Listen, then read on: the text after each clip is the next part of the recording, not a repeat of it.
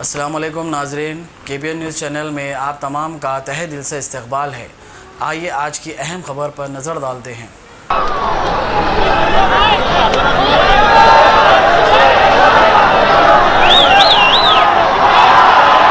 शेर आया है, यहाँ बैठा है। एक 10-15 मिनट मुझे भी सुन लो, उसके बाद तो सबको शेर की दहाड़ी सुननी है।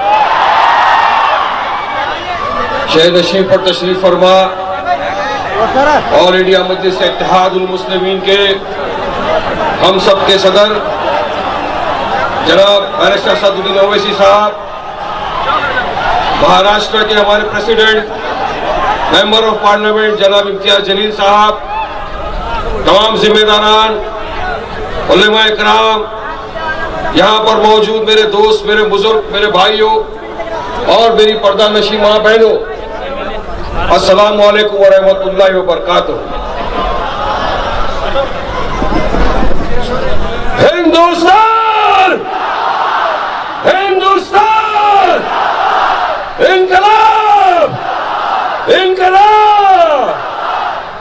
ऐसा जोर से आवाज लगाना चाहिए। इनको हिलाना है ना, मोदी अमित शाह के तख्त को गिराना है ना, तो ऐसा आवाज लगाना कि आवाज यहां से लगे और टक जाके दिल्ली के अंदर गिरे। कुछ महीनों पहले से आप तमाम ने हमने देखा कि देश में एक काला कानून लाया गया, CAA। झूठ की बुनियाद पर हमारे देश के होम मिनिस्टर श्री अमित शाह ने पार्लियामेंट में कहा कि 130 करोड़ की जनता हमारे इस बिल का समर्थन कर रही है, हम ये बिल इंट्रोड्यूस कर रहे हैं। उन्होंने कहा ओवैसी साहब 2024 तक पूरे देश में NRC लागू कर देंगे। ये मैंने अकेले नहीं, पूरी हिंदुस्तान ने नहीं, पूरी दुनिया ने देखा। उसके बाद वहीं पर हमारे देश के वजीर आजम नरेंद्र मोदी ने कहा रामलीला मैदान से कि हम NRC की तो कोई बात ही नहीं की। अब किसकी बात को सच मानेंगे, किसकी बात को झूठ मानेंगे, ये तो तमाम देश ने फैसला कर दिया। उसके बाद पूरे देश में शाहीन बाग बन गया। इस बिल के खिलाफ तमाम हमारे भाई बहन, दोस्त, बुजुर्ग, स्टूडेंट्स, लॉयर्स, डॉक्टर्स, सबके सब उतर गए, एहतजाज किया, क्योंकि ये असंवैधानिक, अनकॉन्स्टिट्यूशनल कानून था। ये वायलेशन ऑफ आर्टिकल 14 था। सब उतर गए पूरे सड़कों पर, रस्तों पे और एहतजाज शुरू कर दिया। ऐसा एहतजाज शुरू किया कि शाहीन बाग पूरे देश को बना दिया। और हमारी माँ बहनें आज तकरीबन 60-60 दिन से देश के शाहीन बाग में बैठी हुई है। मैं सलाम करता हूं, सैल्यूट करता हूं मेरी उन तमाम मां बहनों को जो देश की विभिन्न जगहों पे शाहीन बाग बनाकर बैठी है और इस काले कानून का विरोध कर रही है। मोदी और अमित शाह ये असल शेरनिया, ये असल शेरनिया है। ये आज के दौर की वो झांसी की रानियां है जो निकल पड़ी है तुम्हारे काले कानून के खिलाफ। और वक्त इस बात का गवाह है कि जब जब इस तरह से एहतजाज किया है, अल्हम्दुलिल्लाह देश में इनकलाब आया है और अब इनकलाब ला कर रहेंगे।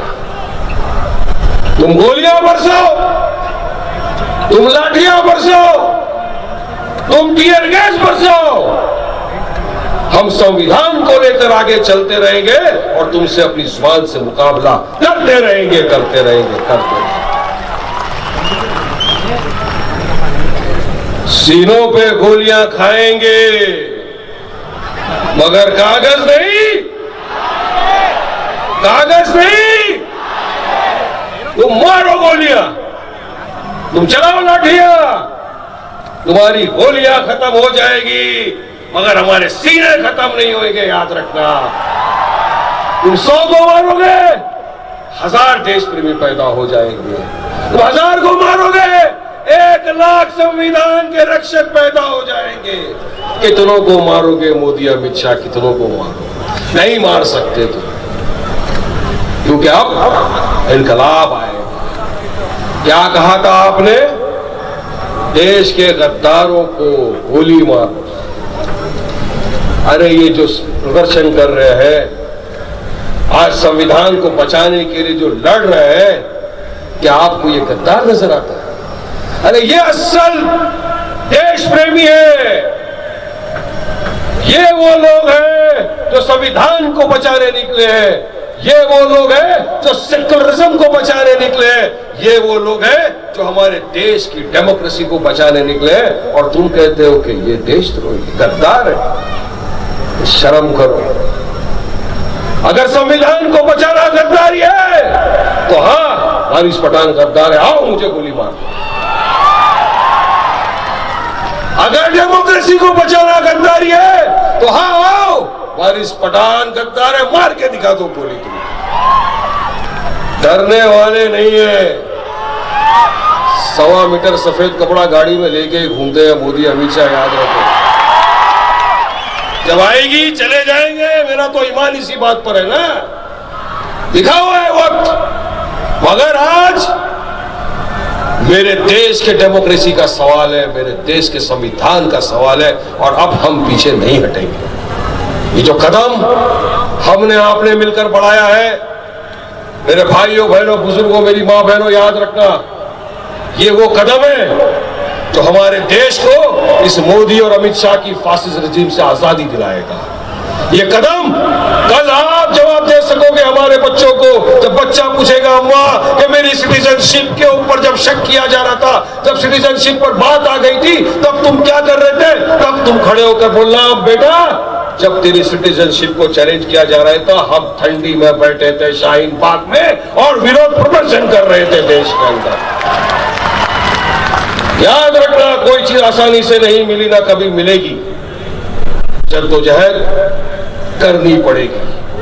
आज देखिए, पीसफुल प्रोटेस्ट कर रहे थे लोग। संविधान ने हमको इजाजत दिया। आर्टिकल 19 इस बात की इजाजत देता है कि आप प्रोटेस्ट कर सकते हो। 25 लोगों को गोली मार दी, हजारों लोगों को जेलों में बंद कर दिया, डराने की कोशिश की, धमकाने की कोशिश की, मगर कोई डरा नहीं। डरा अगर डरते तो आज गुलबर्गा के ये मैदान में सरों का समंदर नहीं होता, याद रखो। ये सरों का समंदर इस बात की गवाही देता है कि मोदी और अमित शाह, जब तक तुम ये काला कानून वापस नहीं लोगे, जब तक हम प्रोटेस्ट हमारा जारी रखेंगे तुम्हारे काले कानून के खिलाफ। करते रहेंगे हम प्रदर्शन। तो में हिम्मत है, तुम गोलियां चलाओ। एनपीआर अभी नया ये लाया, घर घर आएंगे लोग, तुमसे नाम पूछा जाएगा, कहा जाएगा पहले भी तो तारे पहले के एनपीआर में और आज के एनपीआर में जमीन आसमान का फर्क है। इसमें 8 सवाल दिए गए। तुम्हारे माँ बाप कहां जन्मे? हिंदुस्तान में 18 से 20% लोगों के पास खुद के बर्थ सर्टिफिकेट है, बाकी लोगों के पास नहीं है। तो इतने सारे लोग अपने माँ बाप के बर्थ सर्टिफिकेट कहां से दिखा रहे? नहीं दिखा सकते। ये डेमोग्राफी भी होगा, बायोमेट्रिक भी होगा। इसका विरोध करना बहुत जरूरी है। लोग बोलते हैं तकलीफ दे रहे हैं आप लोग, रास्ते पे खड़े। आज की ये तकलीफ आने वाले दिनों में हमको सुकून पहुंचाएगी।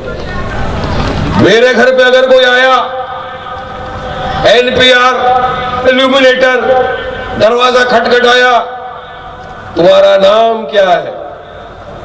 मैं तो मेरा नाम सोच लिया हूं क्या बोलने वाला। मैं तो मेरा नाम कुछ भी बोल दूंगा, अल पचीनो बोल दूंगा, चलो रॉबर्ट डी नीरो बोल दूंगा, जो नाम आया बोल दूंगा। क्या करेंगे मोदी और अमित शाह? और मुझे यकीन है मेरी तरह हिंदुस्तान में मेरे ऐसे सैकड़ों भाई बहन हैं कि जिनके घर पे अगर इल्यूमिनेटर गया तो मेरी बहन दरवाजे पे खड़े रहकर बोल देगी, चल यहाँ से जा, मेरा नाम झांसी की रानी है, चल। क्या करेंगे हम? लाखों करोड़ों लोगों को एक साथ रास्ते पे खड़े रह के गोली मार देंगे क्या? हमको गैस के चेंबर में डाल देंगे क्या? नहीं, तुम में ताकत नहीं है, क्योंकि तुम झूठ की बुनियाद पे लड़ते हो, झूठ की बुनियाद पे आगे बढ़ते हो, और हम हमारे जज्बे से आगे बढ़ते हैं, हम हमारे ईमान के खातिर आगे बढ़ते हैं, हम दिल में ईमान और जुबान पे हमारा कलमा ला इलाहा इल्लल्लाह मोहम्मद रसूलुल्लाह लेके आगे बढ़ते हैं। इसलिए हमारे दिलों में डर खौफ नहीं होता किसी के लिए, और डरने और घबराने का नाम मजलिस इत्तेहादुल मुस्लिमीन, ये तो हम सबने देखा। अभी इम्तियाज भाई ने आपके सामने बताया क्या हुआ था पार्लियामेंट में, वो तो मौजूद थे। पूरे देश ने देखा कि जब ये काला कानून पार्लियामेंट में लाया गया, ये बिल लाया गया, तो 500 के बीच में कौन था जो वो एक वाइट शेर बन के खड़ा हुआ और बिल को फाट फाट फाट पचल गया। वैसी जमात का मैं एक सिपाही, हम ऐसी जमात से जुड़े हुए, और आज पूरा देश, पूरी दुनिया ये बात पे आगे चल रही है कि अब हमको संविधान बचाना है और ऐसे बहादुर शेर का साथ देना है। याद रखो,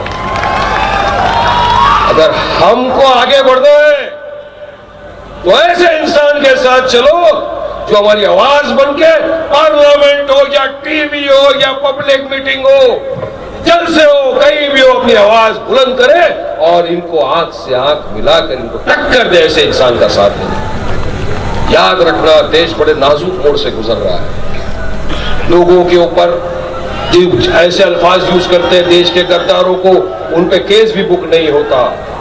जो लोग ये बोलते हैं कि इनके मदरसों में क्या सिखाया जाता है, मैंने जवाब दिया, अच्छा हो मुझे याद आया ये बात। एक है इसी तरह का बेवकूफ इंसान बिहार के अंदर बैठे बैठे प्रेस कॉन्फ्रेंस करता रहता है और रोज एक बात बोलता है, और मैं भी मजलिस इत्तेहादुल मुस्लिमीन का स्पोक्स पर्सन हूं, बराबर जवाब दे रहे हैं हम भी। बोलता हमारे मदरसों में से आतंकवादी पैदा होते। अरे झूठे, मैं बताता हूं आतंकवादी कहां से आता है। Mahatma Gandhi, father of the nation, को जिस आतंकवादी नथुराम गोडसे ने मारा था वो किस शाखा से आया था? गुजरात में हमारी मां बहनों की इज्जत लूटी गई, बच्चों को मारा गया, और जिन्होंने मारा था वो किस शाखा से आते थे? जामिया में और शाहीनबाग में जो पिस्तौल लेकर चला गया वो किसकी बात सुनकर चला गया था और किसकी शाखा से आया था? जरा जवाब दे दो मुझको। इनके पास अगर अल्फाज हैं तो हमारे पास भी वो जुबान है जो इनको मुंह तोड़ जवाब दे सकती है। हमारी जबान की आतिशबाजी का मुकाबला ये नहीं कर सकते, याद रखना मेरी इस बात को। ईंट का जवाब पत्थर से देना सीख लिया है अब हमने, मगर इकट्ठा होकर चलना पड़ेगा। आजादी लेनी पड़ेगी और जो चीज मांगने से नहीं मिलती उसको छीन के लेना पड़ेगा, ये भी याद रखना। अब वक्त आ गया है, हमको बोला माँ बहनों को आगे भेज दिया, खुद ब्लैंकेट में भेज चुके। अरे भाई, अभी तो सिर्फ शेरनियां बाहर निकली है और तुम्हारे पसीने छूट गए, और समझ लो अगर हम लोग साथ में आ गए तो क्या होएगा। 15 करोड़ है मगर 100 के ऊपर भारी है, याद रख लेना ये बात, ये याद रख लेना बात। मैं आप तमाम का ज्यादा वक्त नहीं लेते हुए, हम सब जिनको सुनने के लिए बैठे हैं, कुछ चंद अल्फाज रखकर अपनी बात को खत्म करूंगा कि देखिए इस वक्त देश को जो सबसे ज्यादा जरूरत है वो इत्तेहाद की, मुत्तहीद होना पड़ेगा। आज आप तमाम ने देखा है कि अगर देश में जहां जहां भी आंदोलन प्रदर्शन हो रहा है एनआरसी एनपीआरसी के खिलाफ, तो तमाम जाति के लोग आ गए, हमारे हिंदू भाई बहन, दलित भाई बहन, सब लोग आ गए, क्योंकि ये मसला सिर्फ मुसलमानों के लिए नहीं है, ये मसला तमाम देश के नागरिकों का है। जिसको मोदी और अमित शाह की फासिस्ट गवर्नमेंट खत्म करना चाहती है एक एक कर। लड़ाई है, लड़ना है, दूर तक लड़ना है, एक साथ होकर लड़ना है। तो देंगे ना जनाब बैरिस्टर असदुद्दीन ओवैसी साहब का साथ, लड़ेंगे ना साथ में मिलकर, बनेंगे ना इनकी ताकत।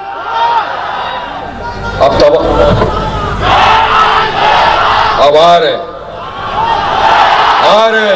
A1 टाउनशिप की एक और नई पेशकश। जहांगीर पीर दरगाह से 2 किलोमीटर पहले मल्टीनेशनल कंपनीज के करीब, जो कि बिल्कुल आबादी से लगा हुआ, बेंगलोर हाईवे से सिर्फ 5.5 किलोमीटर, बीटी रोड से लगा हुआ, तमाम डेवलपमेंट के साथ 5,50,000 में 100 गज का प्लॉट। A1 टाउनशिप में आपका ये छोटा सा इन्वेस्टमेंट आपका और आपके बच्चों का मुस्तकबिल बदल सकता है। आज ही तशरीफ लाएं और A1 टाउनशिप के इस प्रोजेक्ट से फायदा उठाएं। Office at pillar number 235 opposite fisheries department, Rajendra Nagar, Hyderabad. अगर आपने हमारे चैनल को अभी तक सब्सक्राइब नहीं किया है तो यहाँ पर रेड कलर का सब्सक्राइब बटन दिख रहा है, उसे क्लिक करें और हमारे चैनल को सब्सक्राइब कीजिए और साथ ही साथ बेल आइकन को भी क्लिक कीजिए, जिससे आपको ताज़ा अपडेट मिलती रहे।